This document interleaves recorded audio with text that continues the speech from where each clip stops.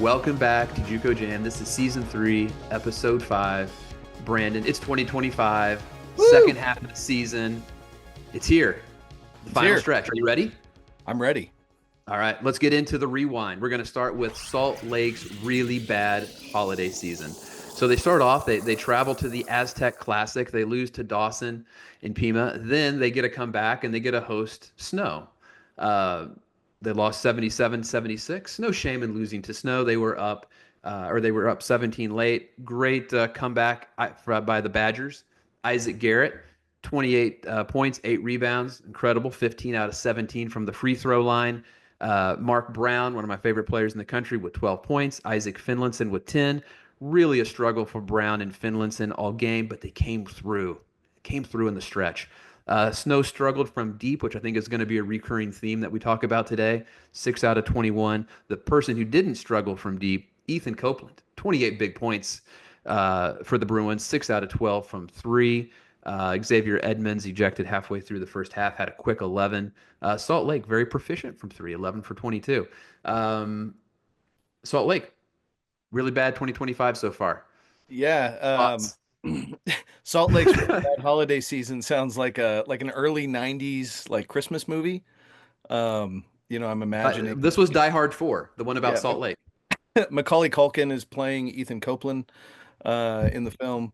But I watched that game and man, like it was a grinder that Snow just kept chipping away and chipping away. Because I mean, it looked like for a while that Salt Lake was just going to kind of win by 20 and just take it out. Finlinson got fouled late, made the one out of the 2 free throws to eke by. But it is interesting some of the shooting that teams right off the bat are struggling with, and I think that's because of that big break that you have. Guys, there's only so much work they can get in by themselves when everybody's not on campus, all that kind of stuff. So you lose all that conditioning, the legs go, you don't have the legs, you just don't hit the threes. Yeah, for sure. It is interesting. I mean, Salt Lake, shot the cover off of it, but it just didn't matter. They kind of got ground down. So, yeah, Snow remains number 1 in the polls, number 1 in our hearts, and just keeps winning. And then Saturday we had 4 really nice games. We'll start in the Jayhawk, because why wouldn't we? Coffeyville, big road win, 70-61 over the Butler Grizzlies. Justin Taylor with 18. One of those games Butler couldn't throw it in the ocean. 21 for 54 from the field, 5 out of 17 for 3, 29%. And then in the sports arena, Hutchinson with a big 70-62 win. Callie struggled to shoot the ball, 7 out of 23 from deep. Jacquez Thornton, former Butler Grizzly, had 20. Hutch hit 27 out of 38 free throws, probably the difference in the game. Callie only 5 for 11, so they were plus 22 at the free throw line.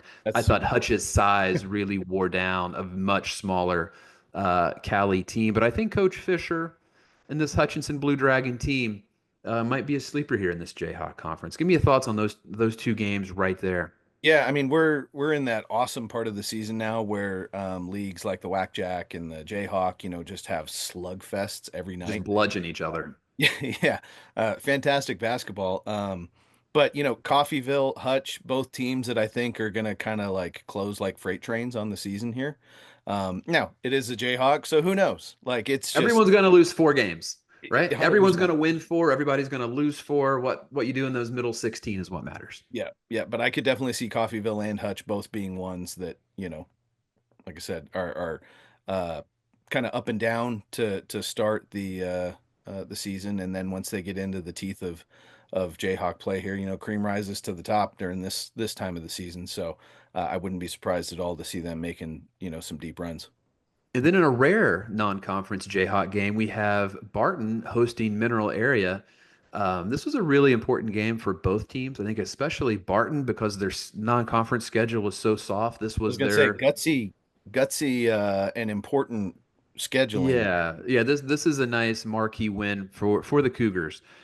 For Mineral Area, they were led by Joseph Scott, 6'8", power forward center with 15 and 9. Really nice games for Barton from James Parlow Jr. with 22 points. Lena Brooks Jr. with 20, hit 4 out of 4 from 3. Barton 10 out of 19 from 3. They were playing without their big guy, which made them play smaller. But they were just really athletic. The zone really caused mineral area problems. I know Leonard Brooks Jr. was injured earlier in the season, but he's a 6'4" guard from Saginaw, Michigan, who I think before the season started, I would have kind of picked as one of those maybe 10 best freshmen in the country. This is kind of one of those super freshmen that's coming on, getting healthy, could be a big spark for them down the stretch.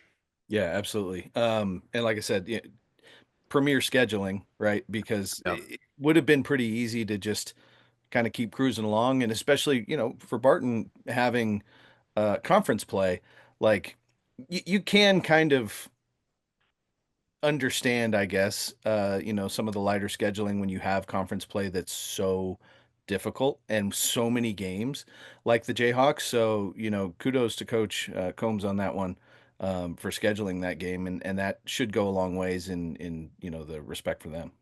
Yeah, absolutely. And then in the Citrus, Eastern Florida 74 over Florida Southwest 68. And Mondrick Ford with 28 and 7, one of the better big men in the country. Last night, classic whack-jack basketball.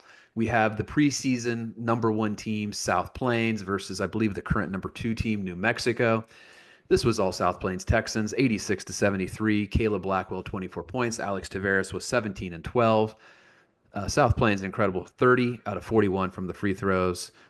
Every time you looked up, somebody was at the free throw line. New Mexico was led by Isaiah Alexander with 22.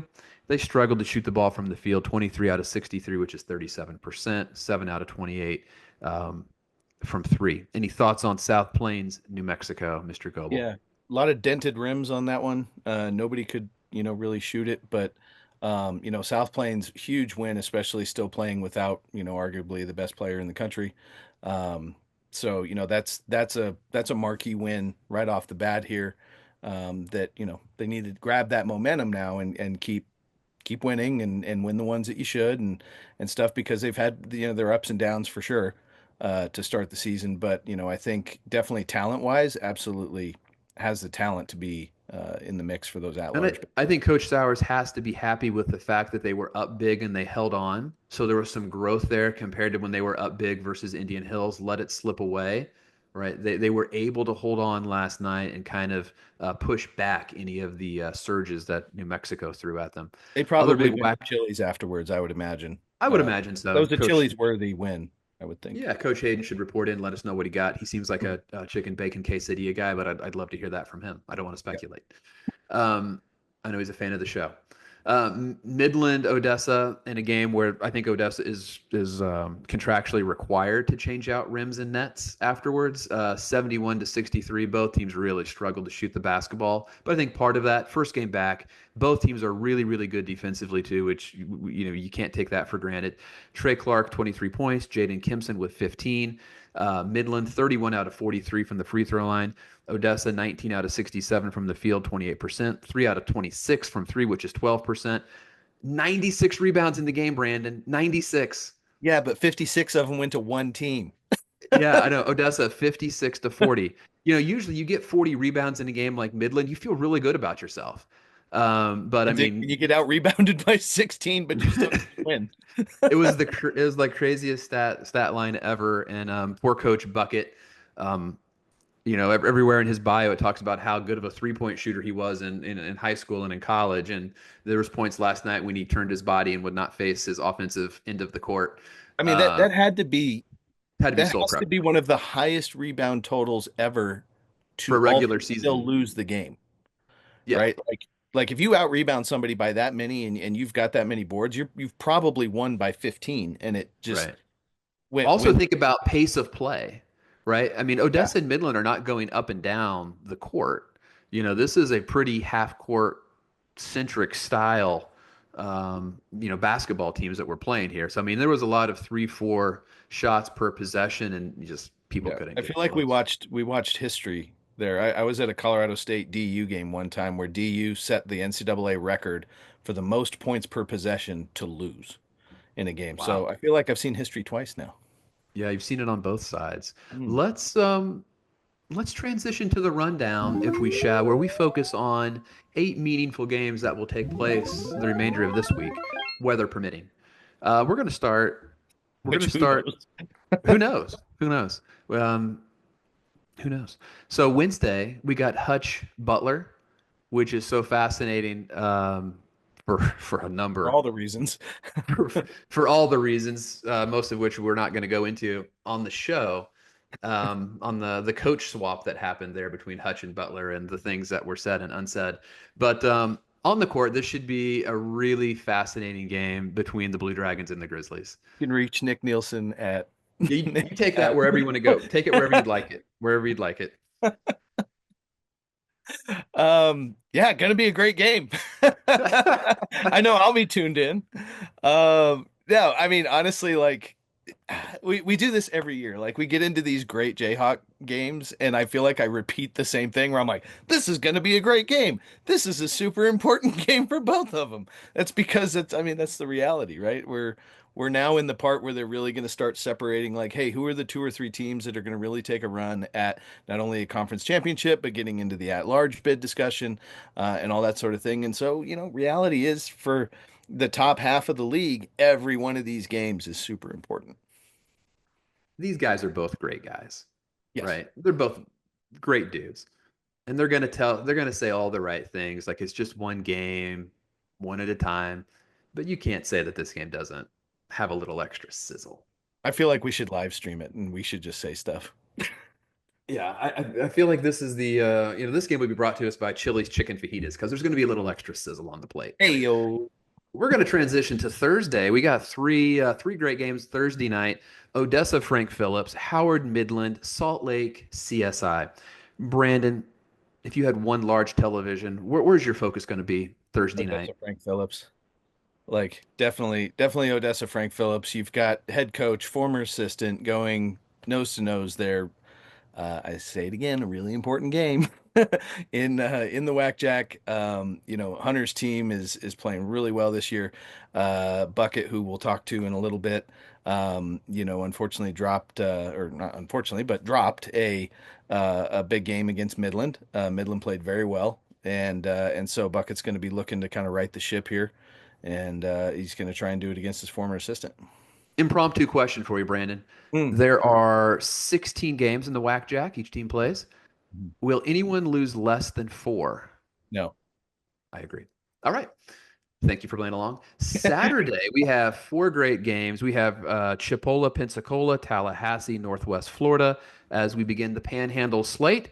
And then in the Midwest, the Snow Belt, if we shall, we have Triton traveling to tropical Burlington, Iowa to take on the Blackhawks. And then we have Moberly Mineral Area. What excites you the most about Saturday? I think Triton has an opportunity here to kind of get a big statement win. Obviously a very, very good team historically, year in, year out. Hasn't quite, bubbled to the surface yet this year. But this is be a great place for them to start. I do think they have the talent to make a run and make it to Hutch. And so, this would be a great place for them to plant their flag and start. People in Burlington are telling me they're finally healthy and to watch out for the Blackhawks in the second half of the season. So we'll see. That's a game that I think really excited to watch. It's going to be a fun environment. I imagine the Blackhawk faithful will pack the house and represent making that a great environment. That concludes the rundown. When we return, we're going to have Coach Bucket Baumann from the Odessa Wranglers in the spotlight. Intensity fuels these champion student athletes to greatness. Zurich Insurance is proud to be the official provider of student athlete insurance for the National Junior College Athletic Association. Throughout the highs, we cheer along to their screams of victory. Throughout the lows, we support them through their tears of defeat. Zurich Insurance, helping student athletes play the sport they love.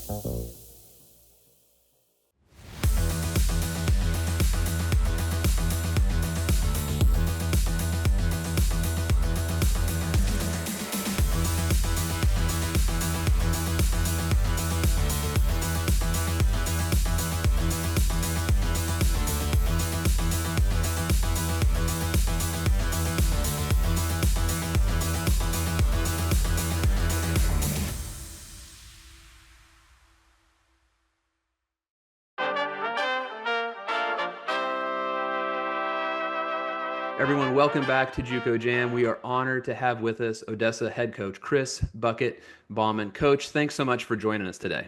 Thanks, guys. I appreciate y'all having me. Coach, you are from, you have a legendary background. Your dad coached 35 years as a baseball coach at Treasure Valley. When I went out to Hutch last year, everyone was telling me stories of Bucket, but it was about Bucket, the baseball player. I heard that you were a better baseball player than a basketball player. Are there any truth to these rumors? Yeah, there's some truth to that. I mean, I actually played all three in high school. I played football, basketball, and baseball, and I got recruited in all three. So ultimately I ended up going and playing basketball. You know, I was really a really good baseball player because my father was a junior college baseball coach. So I had some tough decisions when I was young and everything else, but a guy named Joe Cravens, who's actually doing games for Utah now on the radio and on TV, was a guy I really enjoyed my visit when I went to the University of Idaho, and that was the decision I made. Growing up, were you a baseball fan growing up? I mean, I know out west, like you don't have a local team really, but like, were you a baseball guy? I was a huge San Francisco Giants fan. I love the Giants. I love the Phillies. My dad played a little bit of minor league baseball with the Phillies. So, but no, I had, like I said, it's kind of like when you're a basketball, a son of a basketball coach and you grow up with a ball. I mean, everything we did, I was baseball with my father. I mean, and I was the oldest of three children. So, like I said, I traveled on junior college vans. I went to baseball games, and my dad actually did some assistant basketball coaching and for a guy named Gary Farnsworth. And I've been around junior college athletics since, I mean, I was 4 or 5 years old. So, like I said, junior college is in my blood. That's a beautiful thing. Now, growing up, did you ever collect baseball cards? My brother did. My brother had Ken Griffey, had Ozzie Smith, had all the cards. I never collected them, but my brother still has a pretty extensive collection of baseball cards. So we're going to do something really quick. We've never done it on the show before. I cleared this with Brandon last night. We're going to give you a choice. We're going to do a live break. I went back. I know you won a state championship in 1993. I got a Topps 1993 that I pulled out of the Wayback Machine. I also got a 90s Donruss. Any preference? We're going to do a live break. Do you want the Donruss or the 93 I got to take the Topps? 93 one. All right, let's see what we got. He's trying to get Kurt Manwaring. There's a name from Wayback. All right. Maybe a Matt Williams, a Royce Clayton, something. Oh, a Will Clark. Matt Williams has about as much hair as I do. I'll tell you, the 93 packs that have been sealed up for 30 years don't open quite as nice as you'd like. Where did you get those at, Nick?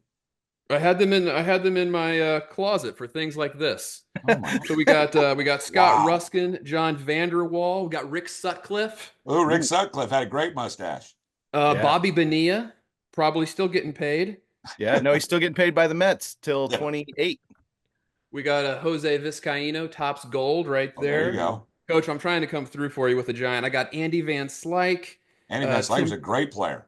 Yeah, Mike Williams. We got Keith Miller, Jim Eisenreich on the Royals. That guy could hit. Probably not as much as you, but he could hit. David Holtz, if any baseball fans are out there or just enjoy a good laugh, David Holtz had one of the greatest 30-second clips of all time. He hit 4 consecutive line drives into his own dugout during an at-bat. Wow. We got Norm Charlton, Chuck Knobloch. Remember that guy? Norm Charlton, the sheriff. Yeah. How about this one? Juan Gonzalez. That's a guy that could hit a big fly. Juan Gonzalez was good too. Remember when Chuck Knobloch lost his mind and couldn't throw to first? Couldn't throw the ball to first base. Yeah. Wow. So it looked like us shooting last night. I was going to say that's a perfect segue into last night. However, you guys put up one of the craziest stats I've ever seen last night. You guys had 56 rebounds in a game. Have you ever had a team that had 56 rebounds in a regulation 40-minute game? Well, usually, Nick, you make enough baskets that there's not enough misses to go around. So there was a lot of misses last night to go around. So, I mean, I think we were 3 of 26 from 3, and I think we made like our last 2. I think at one point we were like 1 for 24. So there was a lot of rebounds to be had last night. And like I said, those games coming back from break are always tricky. And, and like I said, Midland was ready to play last night. Isaac did a really good job. Like I said, I heard Trey's got pneumonia and he's been in and out in the hospital, and our prayers are with him. But Isaac did a terrific job coaching them last night. And, they're a talented group, and that's the first time they beat us at Odessa since I've been here. So it wasn't a real, wasn't a real lot of fun last night, but welcome to the Whack-Jack. We got 15 more of them, and we're going to pull up our bootstraps and see if we can try to go win. We got to go to Frank Phillips, which is my old assistant, Hunter Jenkins, who's got a wonderful ball club. And I mean, it doesn't get any easier in our league, as you guys know. Yeah, there's no off nights in the Whack-Jack. And last night you played without your leading scorer, Trey Maxwell as well. He's out. I've got two guards that are out for him and Lawrence Mitchell, two of our starting guards, had season-ending injury. Trey dislocated his knee and for the second time, and he had to have surgery at the end of the year. His dad, Mad Max, as we all know, Trey wanted to play, and Vernon and I talked about it. And we just thought it was best long-term for his health that we have the surgery done. That way he can have a productive career. So, and then Lawrence Mitchell's another guard for us. It's a really talented guy he had season-ending injury too. So, both those guys had surgery at Christmas. So, but we've got plenty of guys to step in and fill their roles. So nobody's going to feel bad for Odessa. So, the next guy up kind of, so. I love that. I love that mentality. One of the things that I've experienced the last 3 or 4 years talking with coaches all over the country, everybody thinks their region is the best. Nobody likes any of the other coaches. And I always like to ask coaches, give me a coach that you really like, a coach that you respect. Your name is always one of the first ones that comes up, always in the top 3. You are probably one of the most universally, I think, respected coaches in junior college basketball. And I think there's just something really fun to the way that you coach, the way that your teams play. I know that I really enjoyed getting to sit along the sideline last year and listen to you coach and how you instruct your guys. Talk a little bit about, your philosophy maybe around, defense or how you communicate with these kids today, because I think you do a great job communicating. Well, the biggest thing you guys talked about my background a little bit. I played so many sports when I was young and everything else. And if you play football and baseball, much like basketball, but it's all about the team, in football. And I mean, those are team sports, they're not individual sports. And basketball sometimes gets a little individualized. And I think some of my background of playing other sports because it's all about the team. And that's the thing we try to stress here. I was lucky, to be honest with you, when I was young, when I was done playing at the University of Idaho, I played for 3 outstanding coaches. But when I was young, I had a chance to go work for Ryan Cross at Chipola. And in that league, Coach Cross did a wonderful job. But in that league was a guy named Mike Gillespie, who was a terrific coach at Tallahassee. He doesn't get enough credit.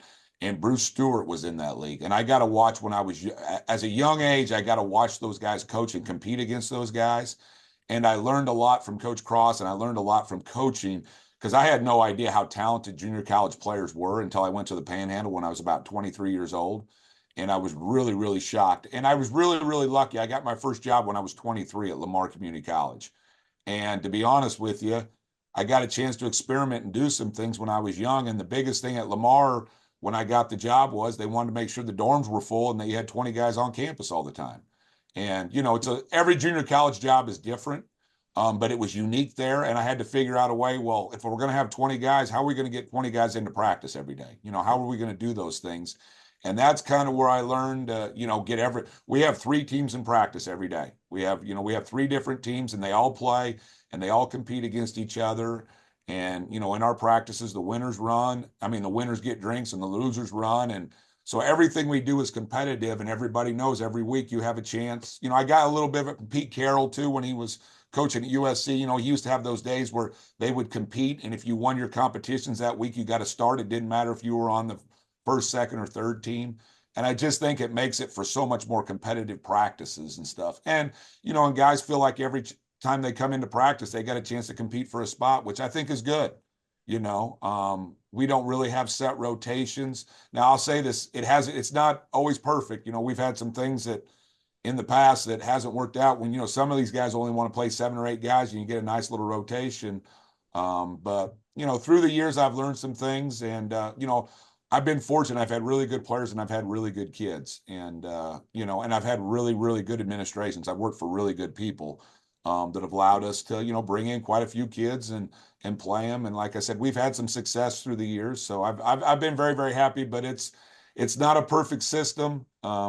Recruiting's the big key, as always, with it. And I've had really good coaches that work for me. I've had some guys that have been really, really good that are doing, like Hunter Jenkins is doing a wonderful job at Frank Phillips, and I'm really, really proud of him. He's done a good job this year, and we got our hands full with them on Thursday. Absolutely. There are no easy games in the WAC, Jack. I got one final question for you, then we'll transition it to Brandon. He'll have a tough one for you. But one of my favorite players in the NJCAA tournament last year and following you guys was your big man, Boat Ray. Yeah. How's the big man doing life after Odessa? He's great. Boat was a unique deal. Boat he was 6'5" when he graduated high school. And you guys will like this. This is a junior college story. So he's 6'5". He goes to Central Arkansas and tries to try out. Well, he doesn't make the tryout. So he just goes to school there. Well, he goes back the next year. He's about 6'6", 6'7", tries out again, doesn't make the team. So he goes back to his hometown, Texarkana, Texas, and he's taking some classes at the local school there, and he's working at Walmart, and he grows to be 6'10", 6'11". And, I was in the summer of before Boat got here his freshman year, and a guy sent me a film on this kid in a little church gym blocking shots and dunking balls, and it's a real, old grainy video. And, and usually when you get those videos from somebody, there's some background. Well, this guy got in trouble, or this guy was this, And I said, well, what's the deal? And the guy sent me the email was from Georgia. And I said, well, where's the kid at? I figured he was down there in Georgia somewhere. And he said, Coach, he's right there in Texas. And I'm like, what? And he's like, yeah, he's right there in Texas. So I called, and Boat's mother's a wonderful lady. She's a kindergarten teacher at the school and everything else. And she's a wonderful lady named Valerie.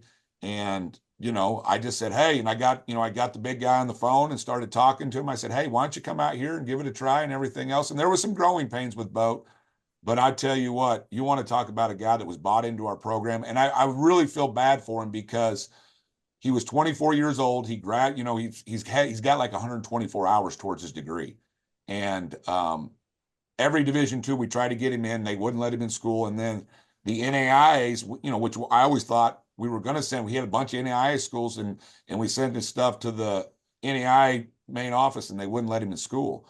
So, but I'm wondering with Diego's deal and everything else, if we can get him, a couple extra years when this whole thing goes down. I'm kind of hoping maybe we can, if we turn back the clock, because Pavia's, his court judgment was such a big deal that I'm hoping maybe he can get some extra eligibility. He's had a couple opportunities to go play professionally.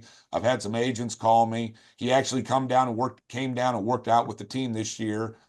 So I hear from Bo about once a week and everything else, and he's going to have a lot of opportunities. But as good a player he is, what a wonderful, wonderful kid. And like I said, he's got a bright, bright future, but he's still got to make some decisions about what he's going to do, in the next part of his life. Well, thanks for sharing that story with us. I'll be all over the court rulings for you. And I'm hoping that he can get a couple years back, and I think it's wonderful for these junior college kids. I really think this is it's going to open up all kinds of avenues for these junior college kids and these junior college programs. And like I said, I'm excited to see what the courts say, here in the next couple months. Yeah, I'll connect with you because there may be some workarounds, not only with the Pavia ruling, but some other things might be able to get him in. So we'll chat. All right, so I get the last question, which is always the most exciting question of the entire show, if we're being honest. You get a big road win, Coach. You're on the team bus. You say, you know what? The guys deserve something special. So you pull into a Chili's parking lot, the glow of the red and green sign casting across the parking lot. What are you eating at Chili's? Oh, a double cheeseburger with bacon. I mean, it, baby. How fast that was? It was just like bang, like right there. Yeah, because if you're going to get on the bus, I'd like to get the ribs and sit down and have the ribs and everything else and have an adult beverage. But, since we're on a team bus, everything else, you got to go with a double bacon cheeseburger and fries. Maybe there's a snowstorm in Texas, which apparently is about to really happen big time in Dallas. And so you guys you're stopping anyway. So you get to sit down, you can have your ribs and your adult beverage because you're going to stay at the Holiday Inn right across the parking lot, and you'll be good. I would say that was an answer spoken by a coach who can rotate 14 or 15 guys. I mean, no hesitation whatsoever. He's ready to pivot though. Are we staying? Are we not staying? Well, you guys know we're one of the lucky junior colleges. We have a Chili's right here in town, so we're one of the few that So we've got the best of both worlds. We've got a junior college and a Chili's. Well, I almost released a preseason rankings. I did a Chat GPT sort. I put all Division I junior colleges and I sorted them by proximity to a Chili's. How and you many? would And how come many, Nick? How many have one in their hometown, Nick? How many? How uh, many? as less than 20, but you were clearly would be the number one ranked team in the Chili's Junior College Power Index. Yes, I mean, it's right on my way home, so it's easy. I can hit it right on the way to the house. I love that. Coach, Good. thank you so much for stopping by. We know you have a busy day. Thanks for making time for us. And we wish you the best of luck in the remainder of the season. Hope to see you again at Hutch. Hey, I appreciate all you guys do for junior college. Like I said, you guys are special guys, and you understand the junior college, the way of junior college and everything else, and getting these kids out there and getting these kids recruited. And we really appreciate everything you guys do. Yeah, you bet, Coach. Well, when we come back, we will dive into the grind. As the second largest intercollegiate athletic association in the country, the NJCAA serves not only a pivotal role in college athletics, but in higher education. The NJCAA Foundation aims to move the association forward through resources, grant programs, and other special initiatives. Your gift to the NJCAA Foundation will make a difference and create opportunities. What makes a life a good one? Is it our adventures? Or the friends we find along the way? Is it the challenges we conquer together? Maybe it's the people's lives we touch every single day. So, what makes a life a good one? You'll have to figure that one out for yourself.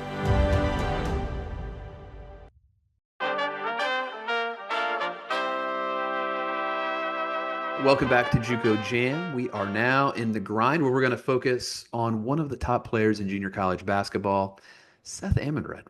6'4" sophomore from Bozeman, Montana. He's playing basketball at Dawson, and he is not missing shots. Brandon, let me tell you about this kid. 27 minutes a game, 21 points, 56% from the field, 54% from three, 89% from the free throw line. He puts himself in contention to possibly participate in the first annual JUCO Jam free throw contest. He's had big games against the best teams, 40 and 24 against Gillette, 28 and 28 against Casper and Salt Lake. Tell me about Seth. Could he be the next Dalton Connect? I mean, talk about stat stuffer where like you're not just almost in the 50-40-90 club, you're in the 50-50-90 club. That doesn't happen very often. Seth is committed to Denver. So he'll be right down the road from me next year. And great early pickup for Denver. They identified him early and saw him up at Rocky Mountain Jamboree and recruited that one hard because he was great up there too. Dawson plays that really up and down offense. And so a lot of times you'll see a lot of inefficiency in that type of offense. Teams will still put up a lot of numbers, but it's because they're getting crazy number of shots and they're not necessarily super efficient. Seth is incredibly efficient and does a lot of things that I think are going to translate immediately to being an impact player in the Summit next year. Now, for all of the junior college basketball fans out there who may have not been with us from the origin of this season one, Brandon, we have what some people would like to refer to as a JUCO Jam jinx. People who come on the show tend to lose games immediately thereafter. I will say Seth did not play in the game last night that they had. Yes. I don't know that we can be held accountable for that as part of the JUCO Jam jinx or not. I don't know what happened, but I hope Seth is well, and I hope he doesn't hold us responsible for him not playing last night. He didn't do it. We had nothing to do with this. Seth, we love you. Wish you the best. I'll check. We're going to transition to the show where we're going to feature a current NCAA player who is flourishing, and man, we wish this guy the best in advance of our JUCO Jam jinx. But Leger Jones at St. Bonaventure, the Bonnies are having an amazing season. Right, they're 14-1. He's 10-6. He just came off of a national championship run at Barton where he was absolutely terrific. I think you could arguably say he was the best player in the national tournament last year. Brandon, you follow him closely. Talk a little bit about Leger and what he means to the Bonnies. Yeah, I mean, he started almost every game for him this year. I think maybe one he didn't. And they are loaded with junior college guys. Yeah. Yeah, and you got Woj up there now as the GM. So he's trying to figure out what a junior college is. So Maybe we he's could get him doing on all that. JUCO Jam. I don't think he's really friendly towards JUCO yet, right? He No, hasn't embraced the JUCO advocate yet. yeah, we'll get him on here maybe. I mean, Leger is just playing out of his mind. He's averaging 10 and 6, but his efficiency numbers are crazy. Like he's a top 100 in 3-point shooting. He's top 100 in effective field goal percentage and true shooting percentage, and he's locking everybody down. He's blocking shots. He's getting steals. It's crazy. The guy is just filling it up. Had 16 and 10 against Fordham the other night. Just like gets better and better and better as the season goes on. And the Bonnies are sitting at 14 and 1. They're one loss to a ranked Utah State team. So, just a really, really, really great look for junior college here that Leger goes from, winning a national title to now competing for a conference championship with the Bonnies and trying to get him back to the NCAA tournament. And off to a great start with that. So it's really good to see him doing really well. Absolutely. Stick with us. When we return, we're going to get into the sixth man. Brandon doesn't know it yet, but I have 2 questions prepared for him, and he does not know that they're coming. Stay with us. We'll be back with the sixth man. Intensity fuels these champion student athletes to greatness. Zurich Insurance is proud to be the official provider of student athlete insurance for the National Junior College Athletic Association. Throughout the highs, we cheer along to their screams of victory. Throughout the lows, we support them through their tears of defeat. Zurich Insurance, helping student athletes play the sport they love.